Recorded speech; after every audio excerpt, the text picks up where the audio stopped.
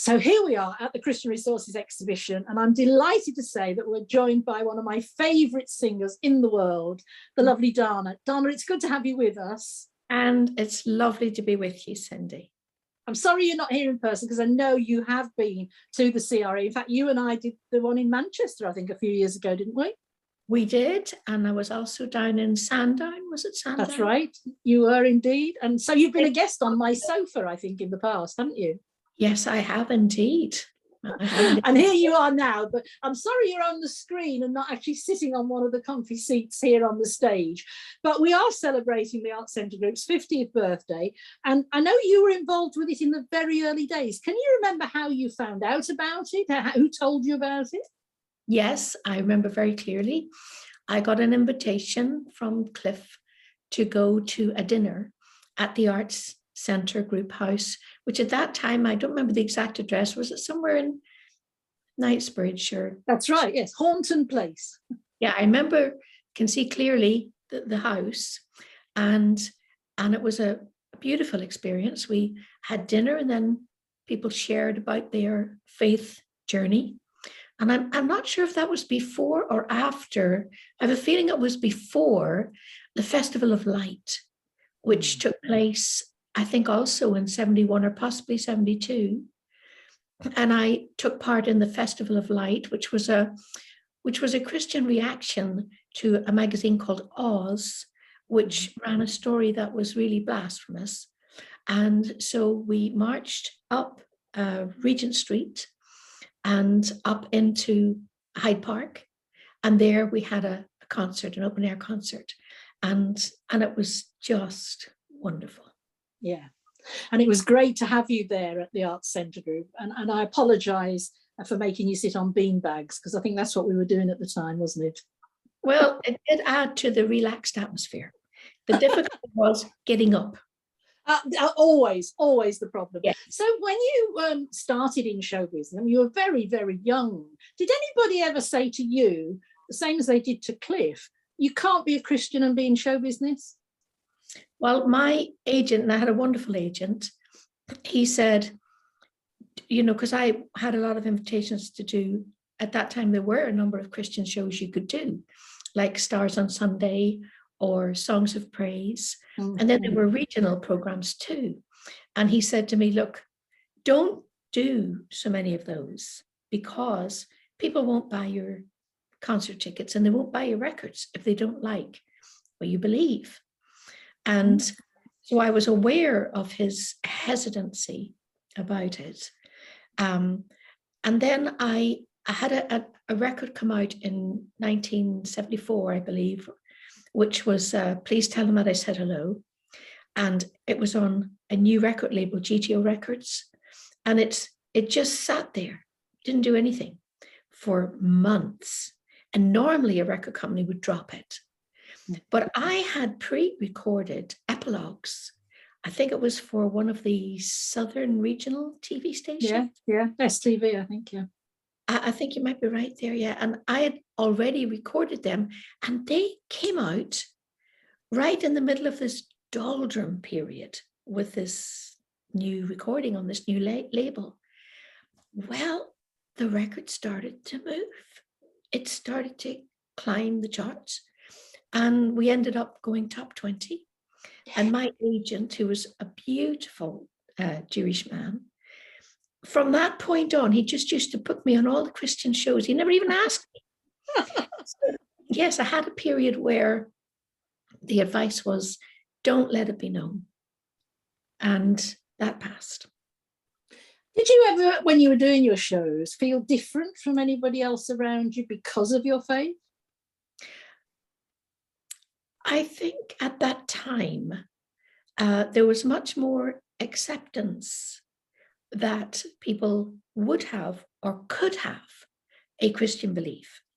You were not actually, you may have been against the flow in some showbiz circles, but in the general public, I think there was a substantial number of people who did have Christian belief and who did go to church and were accepting of other people's religious belief, even if it wasn't their denomination.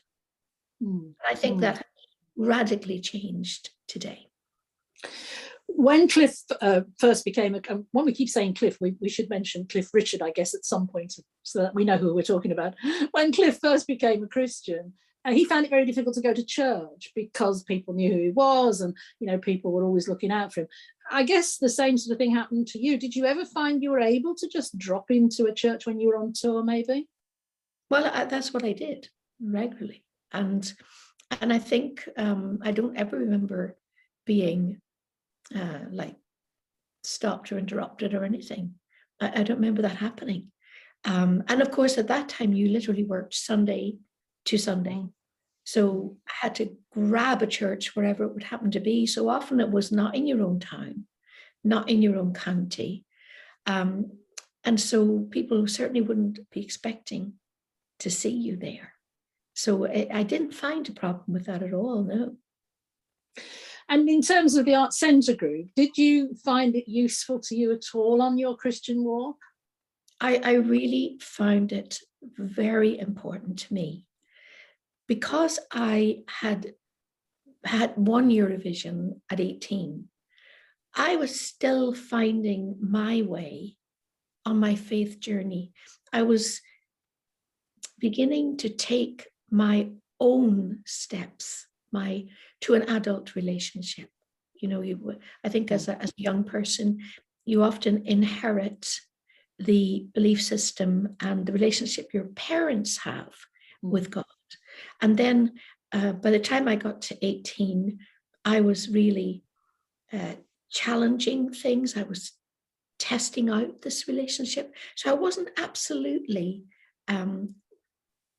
rock steady in my journey. And I think too, because I went to a convent school, and the Eurovision song was such a beautiful, simple song, and I looked so young. And maybe a lot of people in the business, I used to feel they were patting me on the head, like a child.